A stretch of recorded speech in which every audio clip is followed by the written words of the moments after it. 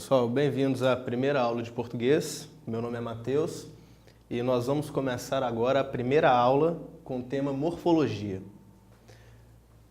No estudo da língua portuguesa, nós utilizamos 3 critérios que vão ser usados durante todo o processo de ensino, de estudo. O primeiro critério que nós utilizamos é o morfológico. O morfológico vem da forma. É quando nós estudamos a forma da palavra, o seu aspecto estrutural. Nós temos também o critério sintático, que está ligado à estrutura, à função, o posicionamento que determinada palavra vai ter dentro de uma colocação, dentro de uma construção, uma oração e por aí vai.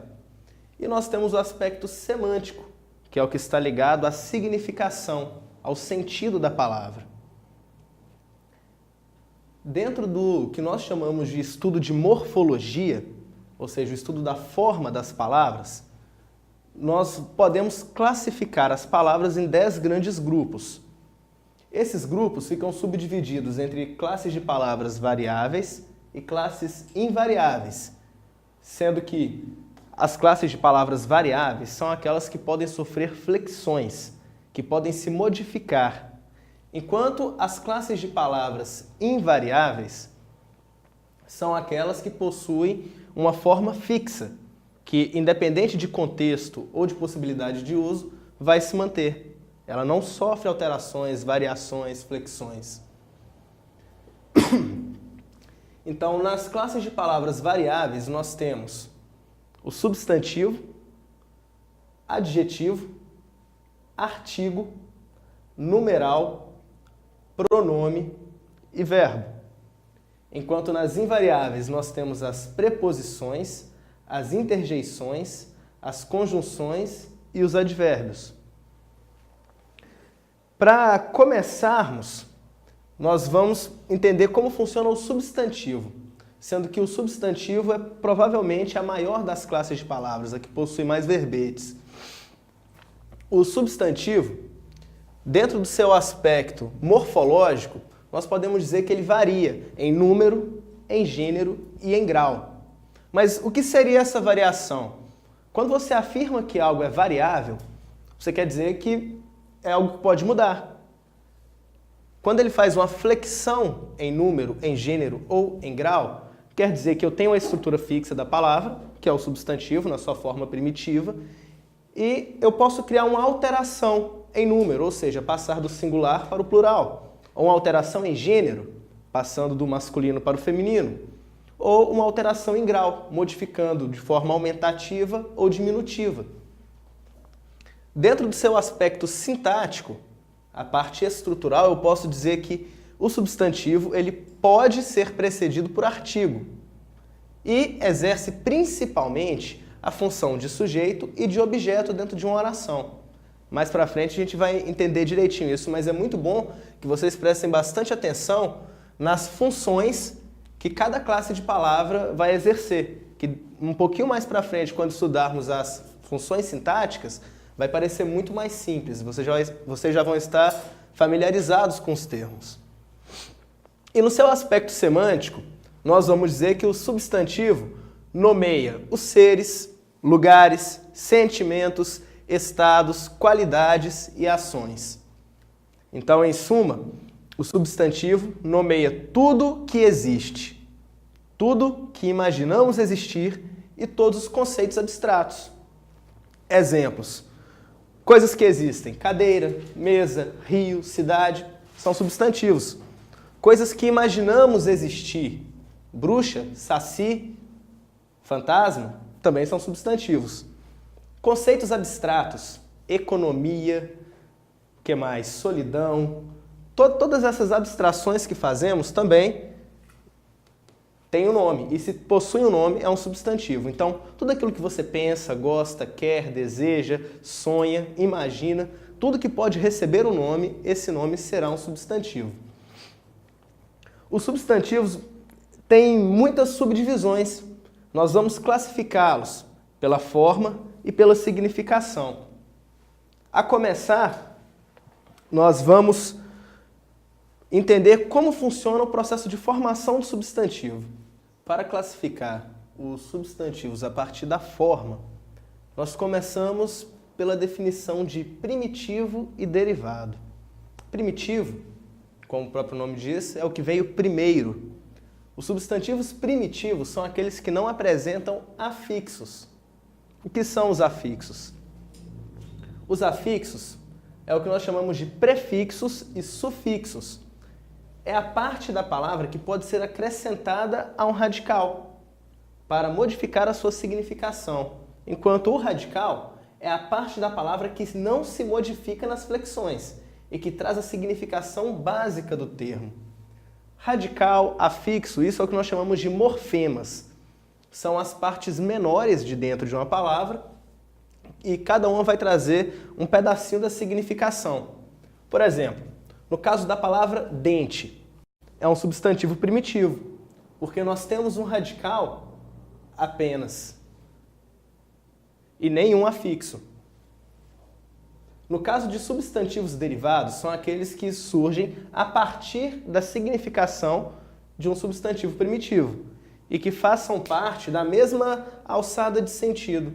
Por exemplo, dente, dentista, dentadura, dentuço.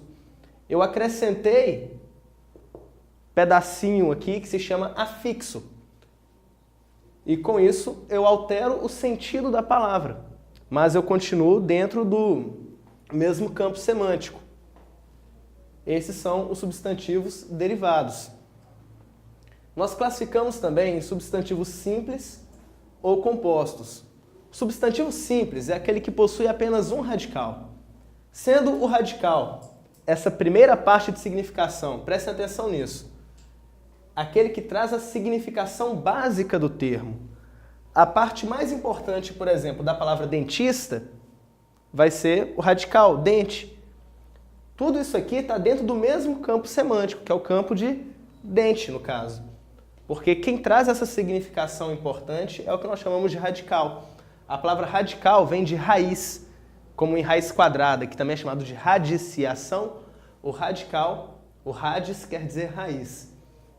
No caso do substantivo simples, nós possuímos apenas um radical: guarda, sol, caixa, água. Os substantivos compostos são aqueles que possuem mais de um radical: guarda-sol, caixa d'água e tantos outros.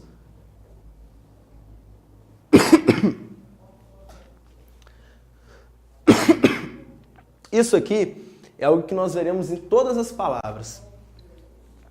Todas as classes de palavras entra essa concepção do que é o radical. Os substantivos fica bem claro, mas a gente vai ver isso também no verbo, no adjetivo e por aí vai. Quanto à significação, nós podemos classificar de 5 formas diferentes. Nós temos substantivos comuns, são aqueles que representam todos os seres de uma espécie. Por exemplo, cadeira.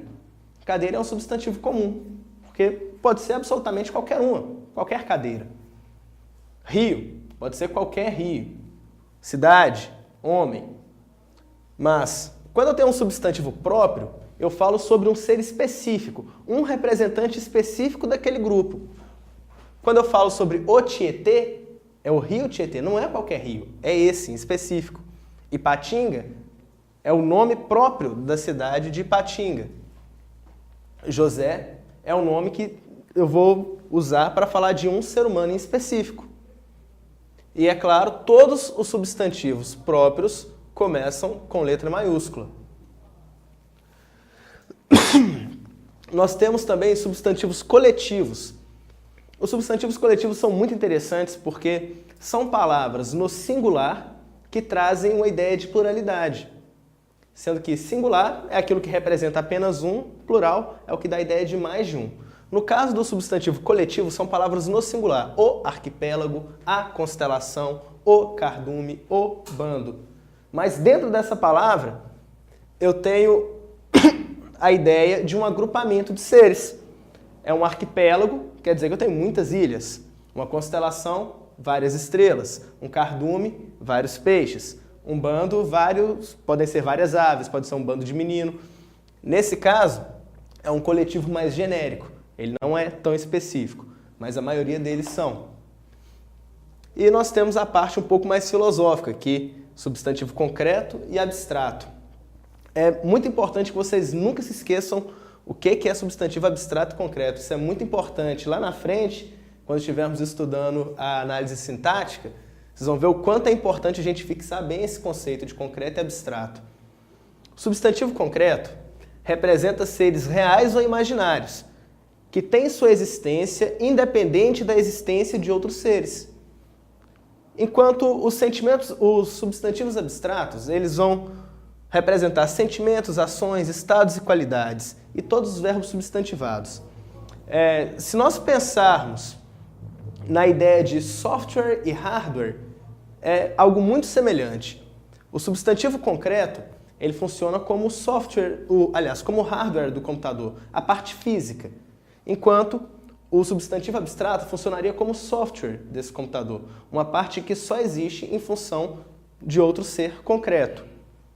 Por exemplo, casa é concreto, homem é concreto, fantasma, saci, lápis, tudo isso são coisas que existem de fato, mesmo que seja no campo da imaginação ou eles existam dentro da realidade do texto.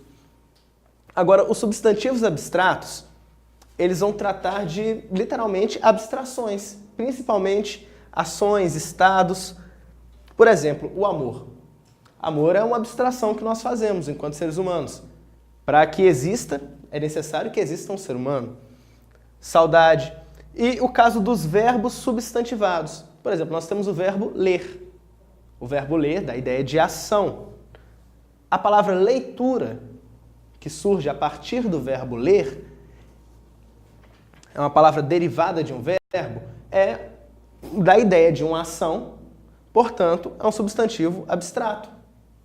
O estudo, que vem do estudar, que também dá uma ideia de ação, é um substantivo abstrato. O trabalho e todos os verbos substantivados. Por exemplo, nós temos o verbo cantar. Em uma colocação, eu escuto o cantar dos pássaros, a palavra cantar está substantivada. O cantar. Quando eu tenho um verbo substantivado, eu tenho um substantivo abstrato.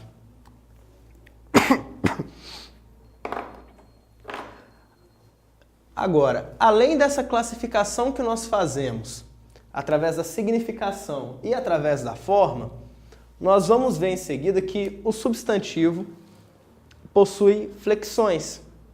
Essas flexões vão acontecer em número, gênero e grau. A flexão de número é quando nós passamos uma palavra do singular para o plural, a de gênero, masculino e feminino, e flexão em grau é o que dá a ideia de aumentativo ou diminutivo. Classificando o substantivo através das suas flexões, nós podemos começar observando as flexões em gênero. O substantivo vai flexionar em gênero, indo do masculino para o feminino. Nós temos substantivos que são biformes, ou seja, que apresentam duas formas, sendo uma forma para o masculino e outra forma para o feminino. É o caso de menino e menina, são palavras distintas. Ateu, ateia, poeta, poetisa. Temos outras, dama e cavalheiro, e várias palavras assim. As palavras, os substantivos uniformes, eles podem acontecer de duas formas diferentes. Eles podem ser epicenos ou sobrecomum. O epiceno é o substantivo de um só gênero. Ele refere-se a animais e plantas. E o seu gênero é indicado por um determinante. Esse determinante vai ser macho e fêmea. Mas vamos entender o que é o determinante. O substantivo é das classes nominais, a mais importante. Ele pode ser determinado por outras 4 classes de palavras. Nós temos artigo, numeral, adjetivo e pronome. Essas 4 classes de palavras sempre irão se associar ao substantivo. Então, toda vez que houver um substantivo, a chance de ter uma dessas palavras por perto é enorme. Dentro das nossas construções, nós usamos essas palavras sempre sendo subordinadas ao substantivo. Por exemplo, aqui eu uso o adjetivo macho para determinar o substantivo cobra. Cobra, macho, cobra, fêmea. Crocodilo, macho, crocodilo, fêmea. Pinheiro, macho, pinheiro, fêmea. Nós sempre vamos usar determinantes quando estamos usando o substantivo. E esse determinante ele pode ser um adjetivo, como é o caso ali do epiceno, ele pode ser um pronome, pode ser um artigo ou até um numeral. No caso dos sobrecomuns, é o substantivo que só se refere a pessoas. Ele tem o seu gênero definido pelo determinante, porém o sexo, a identificação do sexo, ela acontece através do contexto. Então, olha só, aqui a gente já tem uma dicotomia que as pessoas muitas vezes confundem, o que é sexo e o que é gênero, porque são coisas distintas. Gênero, dentro da língua portuguesa, é masculino e feminino. Sexo é macho e fêmea. São coisas distintas. Por exemplo, a criança é uma palavra no feminino, é um substantivo que está no feminino. Como eu sei que está no feminino? Através do artigo aqui, que é determinante. A palavra ídolo, através do pronome possessivo meu, que é o determinante. Porém, se esse ídolo é um homem ou uma mulher, isso eu só vou saber através do contexto. O meu filho é a criança mais inteligente que eu já vi. O meu filho é a criança.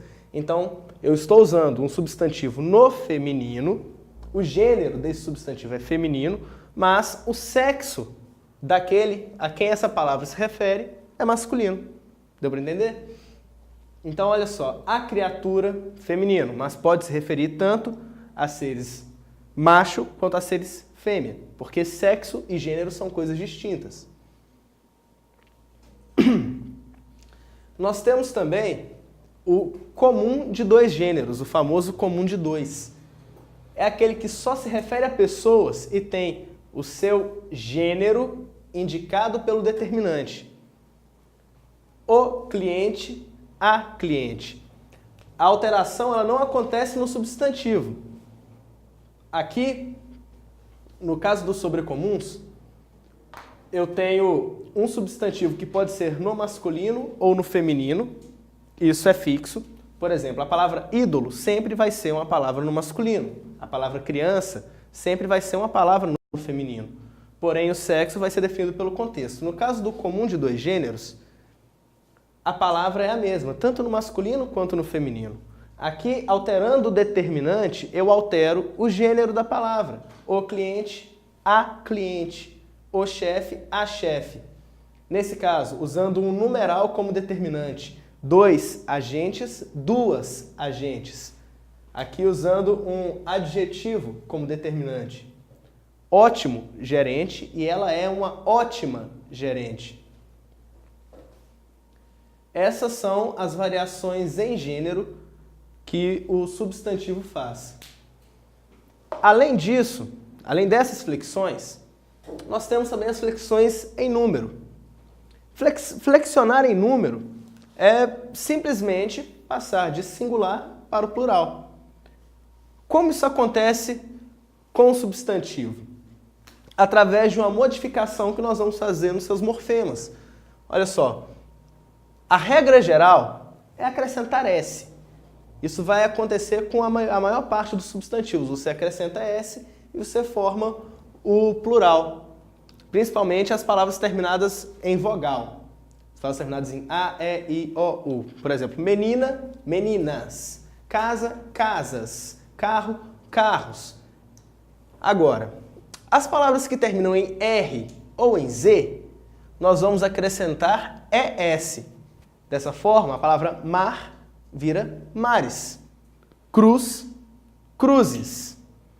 As que terminam em AL, EL, OL e U, você vai trocar o OL por IS.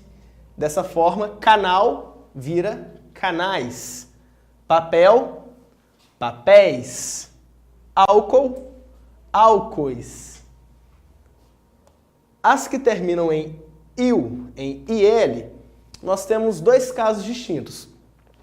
Quando nós temos oxítonas, sendo que palavras oxítonas são aquelas cuja sílaba tônica, a sílaba mais forte, que é pronunciada com mais intensidade, é a última, como é o caso da palavra funil.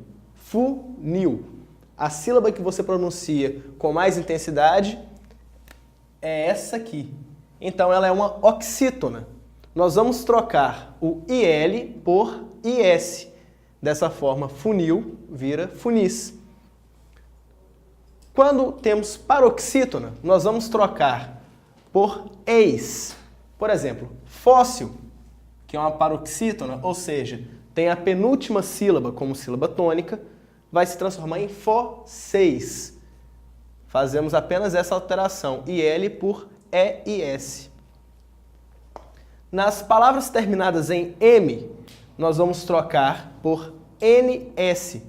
Vintém vira vinténs. Armazém, armazéns.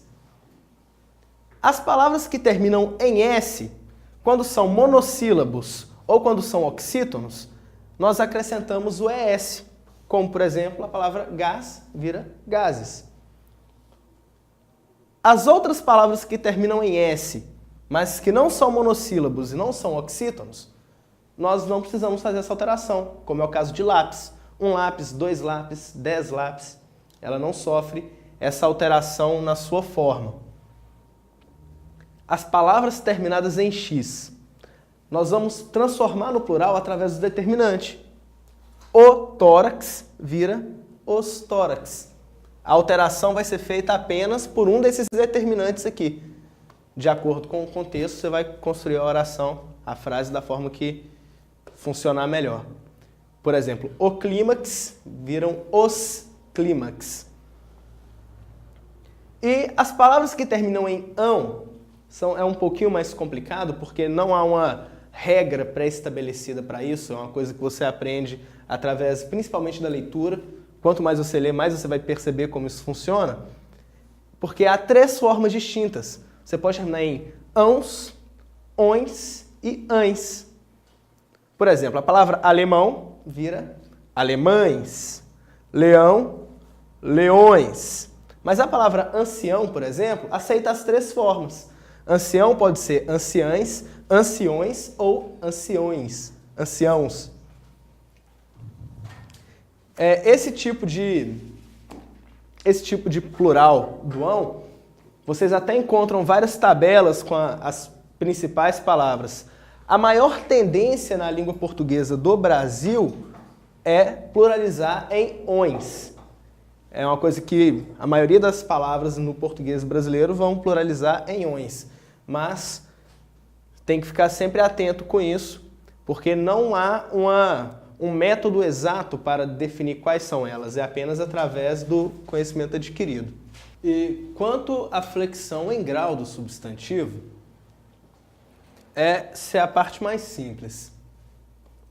O grau ele pode ser aumentativo ou diminutivo.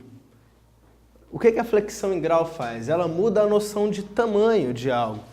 É claro que muitas vezes isso não é a noção de tamanho que ocupa espaço real, espaço físico.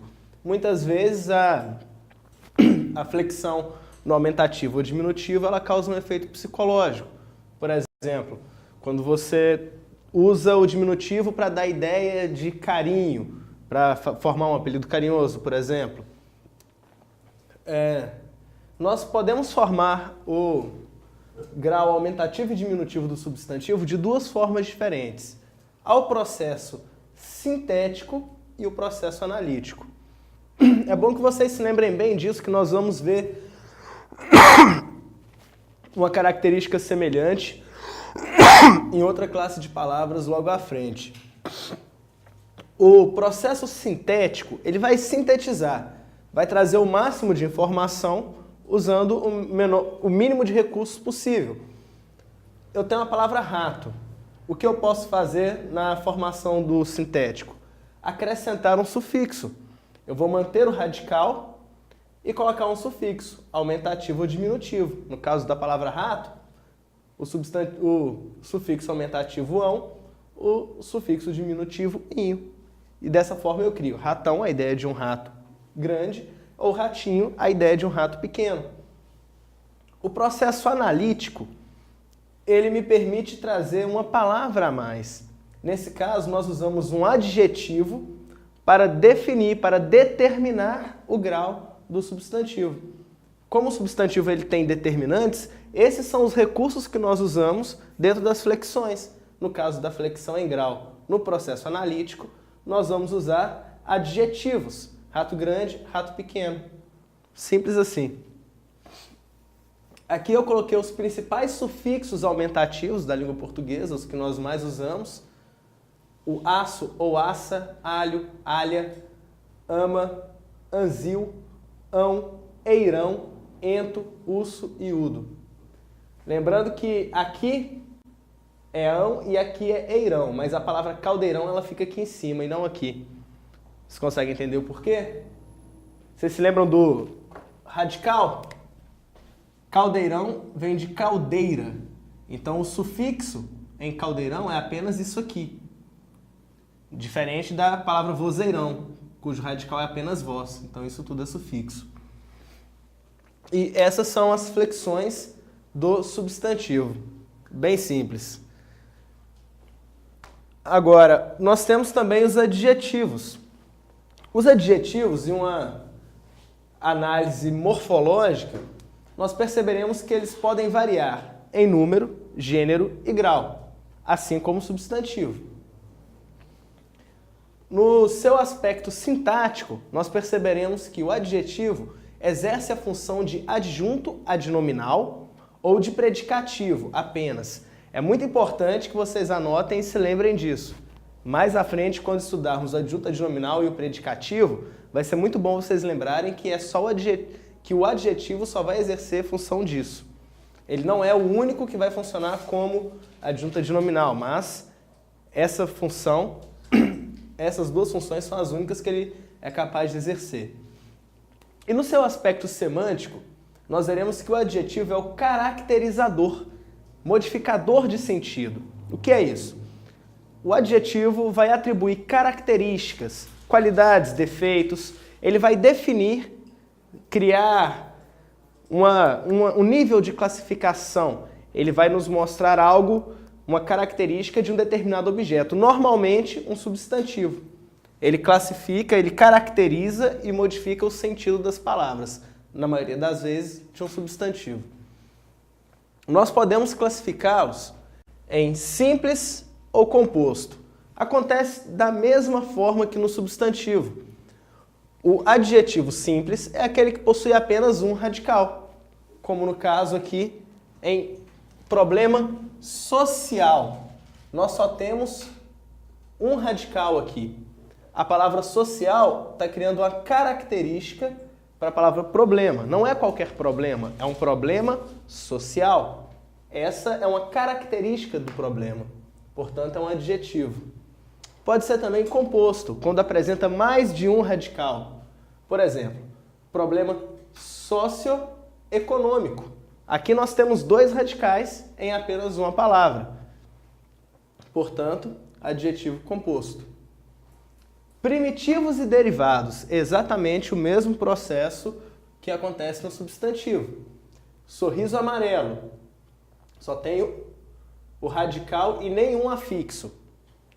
No derivado, eu vou ter prefixos ou sufixos. Sorriso amarelado. Esse ado é um sufixo.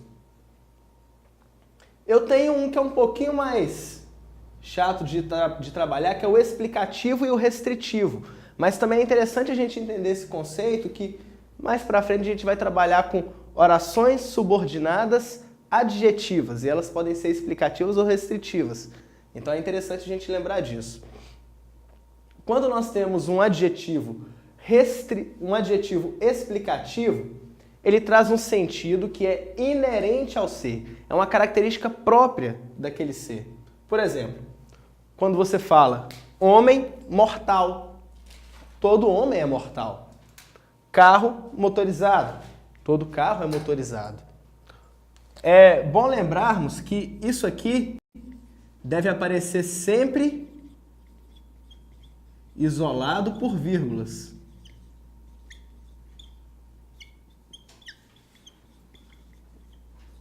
Então, dentro de uma construção, nós podemos colocar os homens, vírgulas, vírgula, mortais, vírgula, agem como se não fossem. Nesse caso, nós temos o explicativo. O adjetivo restritivo é aquele que traz um sentido que não é inerente ao ser. Por exemplo, homem feliz. Nem todo homem é feliz. Nesse caso, eu trago uma característica que não é obrigatória desse ser que é o homem. Carro azul. Nem todo carro é azul. Mas esse ao qual eu me refiro é uma característica própria desse em específico, e não de todos dessa espécie. E temos também o adjetivo pátrio. O adjetivo pátrio é aquele que faz referência ao lugar de origem, raças e povos. Por exemplo, polaco, mineiro, londrino, indígena, todos esses adjetivos que nós usamos para fazer referência ao lugar de onde alguém veio, ou a que povo, a que raça ele pertence. Essas são as classificações dos adjetivos. Vamos fazer uma pausa agora e já voltamos com as flexões.